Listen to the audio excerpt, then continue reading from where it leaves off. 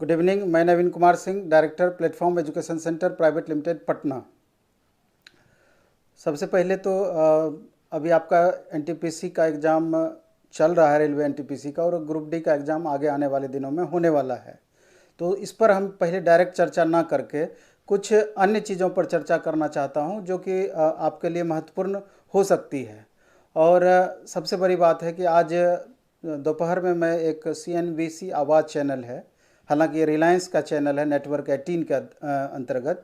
तो उसी पर एक न्यूज़ चल रहा था जिसको देख करके सुन करके हमको बहुत अंदर से थोड़ा तकलीफ़ भी हुआ, क्योंकि अभी कितना जद्दोजहद आप लोग कर रहे हैं। और कुछ दिन पहले मोदी जी रोजगार दो पर इतना बड़ा अभियान हम सबों ने मिल करके चलाया, और उसमें निश्चित रूप से टीचर्स की भी भागीदारी रही और स्टूडेंट की भी भागीदारी पूरी तरीके से रही। लेकिन उसका जो रिजल्ट होना चाहिए, जो हम लोग अनुमान लगा रहे थे, वो समझिए कि उस के मुताबिक नहीं आ सका, उसका बहुत ज़्यादा इम्पैक्ट नहीं दिख पाया। लेकिन ये बहुत दुखद है। और हम लोगों की बातें जो कि स्टूडेंट के हित में पूरी तरीके से है, लगातार सरकार उसकी अनदेखी कर रही है। और उसी सिलसिले में हम जो अभी आपको बता रहे थे कि इस चैनल पर जो हम देखें, उसके संबंध में हम आपसे डिस्कस करना चाहते हैं या आपको आगाह थोड़ा सा करना चाहते हैं। आज जैसे CNBC चैनल में निजीकरण पर चर्चा चल रही थी, आप देखे होंगे कि अभी जो पिछला बजट पास हुआ जस्ट, उसमें कहीं भी रोजगार पर चर्चा आप उसमें नहीं देखे होंगे। लेकिन निजीकरण पर चर्चा पूरी तरीके से आपको शुरू से लेकर अंत तक था, और उसी का एक कड़ी आज देखने को मिला। उसमें आप भी समझ लें, उसमें दिया गया था, चैनल पर बताया जा रहा था कि सरकारी कंपनियों के निजीकरण की प्रक्रिया तेज, उसका ये शीर्षक था। और उसमें था कि नीति आयोग कंपनियों की लिस्ट जिसका निजीकरण किया जाना है 4 से 5 सप्ताह में सौंप सकती है, सरकारी कंपनियों की लिस्ट। और उसमें यह था कि विनिवेश विभाग यह तैयारी करेगी कि कब कब किन कंपनियों का विनिवेश किया जाना है, पहली बात। और दूसरा सबसे खास बात इसकी ये थी कि अब तक कंपनियों की लिस्ट नीति आयोग इस आधार पर तय करती थी कि जो कंपनियां घाटे में हैं अथवा उनका पूरा फायदा सरकार नहीं उठा सकती है, उन कंपनियों का निजीकरण या विनिवेश के तहत लाया जाता था। अब तक ये था। लेकिन अब नीति आयोग उन कंपनियों को प्राथमिकता देगी जो मुनाफे में है अथवा जिनके खरीदार आसानी से मिल चुके हैं। अब देखिए यहाँ स्टेटमेंट कि स्टेटमेंट को अपना चेंज करते हुए सरकार इस बात की प्राथमिकता देगी कि सबसे पहले उन कंपनियों का विनिवेश किया जाएगा जो कि कंपनियां ऑलरेडी मुनाफे में हैं और जिनके खरीदार आसानी से सरकार को मिल रहा है। और ये लिस्ट लंबी भी हो सकती है, और पहली लिस्ट 4 से 5 सप्ताह में नीति आयोग जारी कर सकती है। और पहली लिस्ट में जैसे भेल है, IDBI बैंक है, बाल्मेर लॉवरे है और कनकोर है, ये सारे कंपनियां जो भारत सरकार की उत्कृष्ट कंपनियां हैं, इनको उस दायरे में ला सकती है। और दूसरी लिस्ट में स्ट्रेटेजिक सेक्टर की अन्य कंपनियां हो सकती है। उसमें shipping corporation of India, BEML, BEL, BPCL आदि का उसमें आगे उसका लंबा लिस्ट आपका हो सकता है। तो अब इससे आप अनुमान लगा सकते हैं कि आने वाला दिन किस तरीके से हम लोगों पर भारी पड़ सकता है। इसलिए मैं आपको आगाह करना चाहता हूं और आपको बताना चाहता हूं कि अभी जो मौका आपके हाथ में है, मौका हाथ में का मतलब ये हुआ कि अभी आपके सामने रेलवे NTPC ग्रेजुएट लेवल और अंडर ग्रेजुएट लेवल का 35,200 पोस्ट का एग्ज़ाम आपका चल रहा है, और आगे ग्रुप डी का लगभग 1 लाख प्लस सीट का वैकेंसी आपके सामने है जिसका एग्ज़ाम आगे होना है। तो निश्चित रूप से अभी आपको चाहिए कि आने वाला दिन किस तरीके का होगा उस पर ना जा करके जो अभी हमारे सामने में उपलब्ध है उसको हम मौके में तब्दील 100% करने का प्रयास करना चाहिए। आपको दिन रात एक करना पड़े तो आप करिए, लेकिन इसको रिजल्ट में निश्चित रूप से कन्वर्ट कीजिए, और नहीं तो बहुत पछताना पड़ सकता है आपको। क्योंकि सरकार की जो ये नीति देख रहे हैं, इसका तो हम लोग को पुरजोर तरीके से एक बार फिर से विरोध प्रदर्शन इसका करना ही चाहिए और विरोध करना ही चाहिए। और ट्विटर पर जो हम लोग कैंपेन चलाए थे कि मोदी रोजगार दो, इसको हमको लगता है कि दोबारा से फिर कंटिन्यू करना चाहिए और एक इसका क्या रणनीति अपना होना चाहिए, उसमें चेंजिंग लाना चाहिए और इसका बृहद स्वरूप देखने को मिले कि स्टूडेंट के जो अभी इतने युवा हैं, यूथ हैं, और उनकी क्या परेशानियां हैं, सरकार उस पर ध्यान नहीं दे रही है। निश्चित रूप से उसको ध्यान देना पड़े, क्योंकि आप ही के बल पे सरकार है। इस बात को सरकार के समझ में आनी चाहिए इस बात को। तो समझिए कि ये आक्रोशित होने वाली बात ही है। आप देख रहे हैं कि पहले तो जो कंपनियां घाटे में थी उसको भी निवेश करने की बात करती थी सरकार, उसको निजी हाथों में देने की बात करती थी, लेकिन अब तो एकदम स्ट्रेटेजी खुल करके बनाने लगी है कि जो कंपनियां सबसे ज़्यादा मुनाफे में है उसको सबसे पहला प्रायोरिटी के अंतर्गत उसको हम निजी क्षेत्र को सौंपेंगे। तो ये सरकार का समझ में नहीं आता है कि ये किस सोच पर आगे बढ़ रहे हैं, किस सोच से आगे बढ़ रहे हैं। और इतने बड़े जो स्टूडेंट का समूह है, आप समझ सकते हैं कि 35,000 वैकेंसी के लिए 1.25 करोड़ बच्चे फॉर्म अप्लाई किए हुए हैं। गवर्नमेंट जॉब के प्रति कितने बच्चों में रुचि है।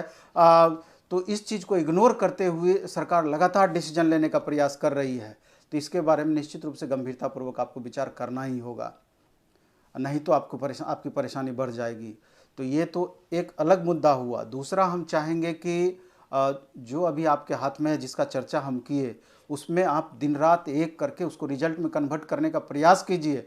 और उसके लिए अभी आप लगातार 2 साल से मेहनत किए हैं। बहुत सारे बच्चे हैं इससे पहले से भी लगातार तैयारी करते आ रहे हैं, और हर वीडियो में लगभग हम ये बातें आपको रिपीट करते हैं कि अभी 3, 4 या 6 महीने का समय आपके लिए बहुत ही महत्वपूर्ण है, क्योंकि एनटीपीसी का एग्ज़ाम चल ही रहा है। ग्रुप डी का एग्ज़ाम में हो सकता है कि अब एक छठे चरण उसमें अगर बढ़ा देगा, क्योंकि अभी बहुत सारे बच्चों का एडमिट कार्ड नहीं आया है या डेट फिक्स नहीं हुआ है, तो हम उम्मीद करते हैं कि हो सकता है कि आपका अप्रैल मिड या लास्ट अप्रैल तक भी ग्रुप डी का एग्ज़ाम एनटीपीसी का एग्ज़ाम जा सकता है। उसके बाद ग्रुप डी का एग्ज़ाम ले सकता है।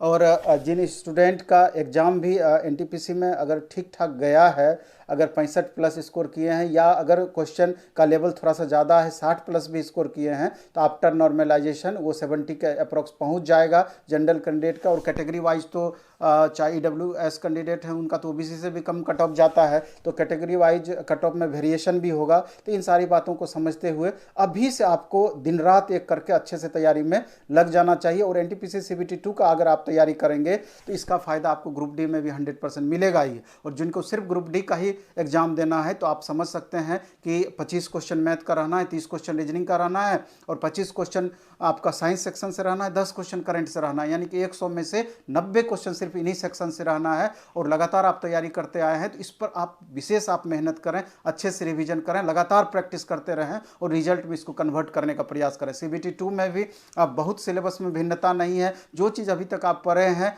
वही चीज़ वहाँ भी पूछा जाएगा, सिर्फ नंबर ऑफ क्वेश्चंस का वेरिएशन होगा। 100 के बदले में 120 क्वेश्चन पूछा जाएगा।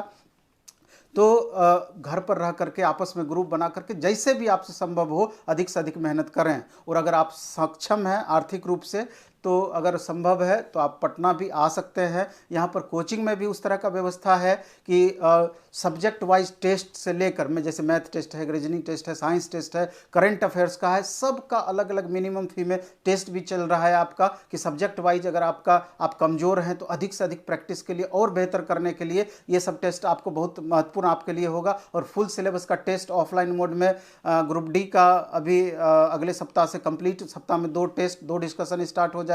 और अगले ही सप्ताह से एनटीपीसी CBT 2 का भी टेस्ट स्टार्ट हो जाएगा। और एनटीपीसी CBT 2 का बैच भी आपका इसी मंडे से स्टार्ट हो रहा है, पहला बैच। और ग्रुप डी का भी बैच, लास्ट बैच आप समझ सकते हैं कि मंडे से स्टार्ट हो रहा है। इसके अलावा SSC GD का बैच स्टार्ट हो रहा है, MTS का बैच स्टार्ट हो रहा है। तो जो बच्चे सक्षम हैं अगर पटना आ सकते हैं और घर पे उस तरह का उचित माहौल नहीं मिल पाता है, तो यहाँ भी डायरेक्ट आप मोबाइल पे सर्च कर लेंगे, आप गूगल से भी हमारा यहाँ नंबर मिल जाएगा, डायरेक्ट फ़ोन करके बैग एंड बैगेज आप आ सकते हैं, रहने का व्यवस्था हो जाएगा। और 2-3 महीना जम करके पढ़िए या एग्जाम तक जम करके पढ़िए और रिजल्ट में इसको कन्वर्ट करिए। और घर पर अगर संभव है तो वहीं पर रह करके आप पढ़िए, कोई ज़रूरी नहीं है यहाँ आने का। और ऑनलाइन टेस्ट का भी हम व्यवस्था कर दिए हैं। द प्लेटफॉर्म ऐप आप सर्च कीजिएगा, उस पर जा करके आप नेक्स्ट लगभग 7 या 8 तारीख से ग्रुप डी का फुल सिलेबस का टेस्ट, अभी तो साप्ताहिक टेस्ट आपका चलेगा, आगे सप्ताह में 2 टेस्ट हम कर देंगे, और एनटीपीसी सीबीटी 2 का भी टेस्ट आपका उस पर मिल जाएगा। और बैचेज भी आपका 16 तारीख से एनटीपीसी सीबीटी 2 का स्टार्ट होगा, तो वहाँ से भी आप ज्वाइन करके कंटिन्यू कर सकते। जो भी आपको जैसे भी हो, आपको पूरी तरीके से लग करके 10 से 12 घंटे का मिनिमम रूटीन बना करके इसको रिजल्ट में कन्वर्ट करना ही करना है। आगे देखा जाएगा कि वैकेंसी का क्या पोजीशन रहता है।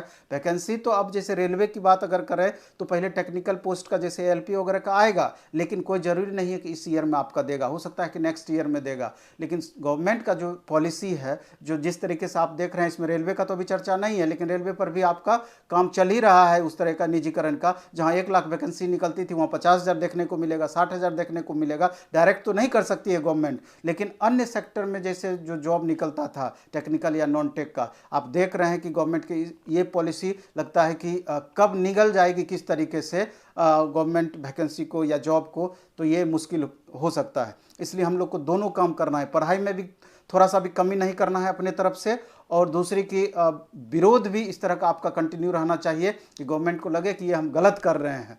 तो इन दोनों बातों को ध्यान में रख करके आगे भी हम लगातार वीडियो बनाएंगे। और सबसे बड़ी बात यह है, लास्ट में हम आपसे कहना चाहेंगे कि मंडे से यानी 8 तारीख से स्पेशल यूट्यूब पर हमारा कुछ फ्री क्लासेस देने वाले हैं, अभी से लेकर ग्रुप डी या सीबीटी 2 तक भी कह सकते हैं कि रेगुलर, जिससे कि आप घर पर अगर पटना नहीं रहते हैं, घर पर रहते हैं, तो मैक्सिमम लाभ की आपकी गारंटी रहेगी। सेलेक्टिव क्वेश्चन, मैथ का 1 घंटे डेली, रीजनिंग का 1 घंटा डेली, उसके बाद साइंस का 1 घंटा daily, current affairs, static GK और प्लस 8 सेक्शन का 1 घंटा डेली। तो ये सारा वीडियो 1-1 घंटे का, इसका डेली हम कल के बाद आपका रूटीन भी अपडेट कर देंगे, आप देख लीजिएगा। और एक टाइम फिक्स कर लें कि अगर घर पर भी हैं तो रेगुलर ग्रुप डी एग्जाम तक आप ऑनलाइन लाइव क्लासेस में एक्टिव रहें, उपस्थित रहें। और हमको पूरा भरोसा है कि अभी जितना भी मार्क्स लाते होंगे, 10 से 20 मार्क्स आपका श्योर बढ़ जाएगा, और हर सब्जेक्ट में आपको मैक्सिमम लाभ मिलेगा, बशर्ते आप कंटिन्यूटी अपना बना कर रखेंगे। और इस बार हम भी आपको रेगुलर, शुरू से लेकर लास्ट तक रेगुलर क्लासेस आपको यूट्यूब पर फ्री क्लासेस उपलब्ध कराएंगे। इसलिए इन छोटी छोटी बातों को ध्यान में रखकर हमसे जितना बन पड़ेगा आपके लिए कोशिश करेंगे, क्योंकि अंततः हमारा भी उद्देश्य है कि आपका मैक्सिमम बच्चों का रिजल्ट इसमें हो फाइनली।